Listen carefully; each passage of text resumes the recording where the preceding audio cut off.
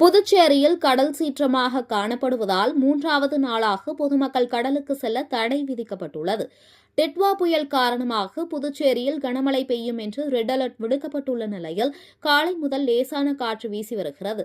மேலும் கடல் சீற்றமாக காணப்படுவதால் அலைகளும் ஆர்ப்பரித்து வருகிறது. இதனால் கடற்கரைக்கு வரும் பொதுமக்கள் மற்றும் சுற்றுலா பயணிகள் கடலில் இறங்கவோ குளிக்கவோ தடை விதிக்கப்பட்டுள்ளது. போலீசாரின் எச்சரிக்கையை மீறி கடற்கரைக்கு வரும் பொதுமக்கள் கடலின் அழகை ரசித்து செல்ஃபி உள்ளிட்ட போட்டோக்களை எடுத்து வருகின்றனர். அவர்களை போலீசார் எச்சரித்து அனுப்பி வருகின்றனர்.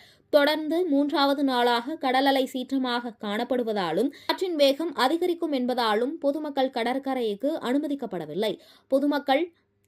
மேலும் பொதுமக்கள் பாதுகாப்பாக இருக்க வேண்டும் எனவும் மாவட்ட நிர்வாகம் கேட்டுக் கொண்டுள்ளது. பொதுமக்கள் தேவையில்லாமல் கடற்கரைக்கு வருவதை தவிர்க்க வேண்டும் எனவும் அறிவிக்கப்பட்டுள்ளது. மேலும் பொதுமக்கள் கடற்கரைக்கு வருவதை தடுக்க போலீசார் பாதுகாப்பு பணியில் ஈடுபடுத்தப்பட்டுள்ளனர்.